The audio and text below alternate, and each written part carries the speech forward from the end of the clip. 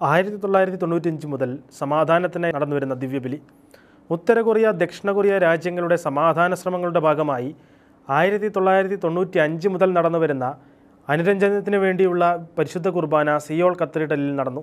കഴിഞ്ഞ ദിനം നടന്ന പരിശുദ്ധ കുർബാനയിൽ രണ്ട് ഭാഗത്തു നിന്നുള്ള കത്തോലിക്ക വിശ്വാസികൾ പങ്കെടുത്തു. ഇരു രാജ്യങ്ങളും തമ്മിലുള്ള പ്രശ്നങ്ങൾ രൂക്ഷമായിക്കൊണ്ടിരിക്കുന്ന സാഹചര്യത്തിലാണ് സമാധാനത്തിനും അനുരഞ്ജനത്തിനും വേണ്ടിയുള്ള പ്രാർത്ഥന നടന്നത്. സിയോളിലെയും പ്യോങ്യാങ്ങിലെയും കത്തോലിക്ക വിശ്വാസികളാണ് അനുരഞ്ജനത്തിന് വേണ്ടിയുള്ള പരിശുദ്ധ കുർബാനയിൽ പങ്കെടുത്തത്.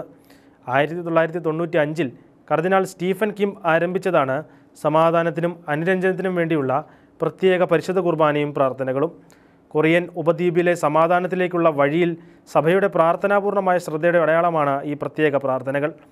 അനുരഞ്ജനത്തിന് വേണ്ടിയുള്ള പരിശുദ്ധ കുർബാനയ്ക്ക് ശേഷം വിശുദ്ധ ഫ്രാൻസിസ് അസീസിയുടെ സമാധാന പ്രാർത്ഥന ചൊല്ലി പ്രാർത്ഥിച്ചു.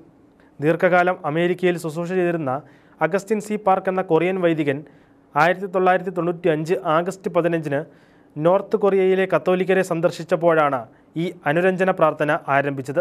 അന്നു മുതൽ സിയോൾ കത്തീഡ്രലിലും association of North Korean Catholic അംഗങ്ങൾ പ്യോങ്യാങ്ങിലെ ചങ്ചുങ് ദേവാലയത്തിലും എല്ലാ ചൊവ്വാഴ്ചകളിലും ഈ സമാധാന പ്രാർത്ഥന ചൊല്ലിവരുന്നു. ജനുവരി 9 നടന്ന അനുരഞ്ജനത്തിനായുള്ള പ്രത്യേക ദിവ്യബലിയിൽ സിയോളിലെ സഹായമെത്രാനായ ജോബിയോബിക്കു ആയിരുന്നു മുഖ്യ കാർമ്മികത്വം വഹിച്ചത്.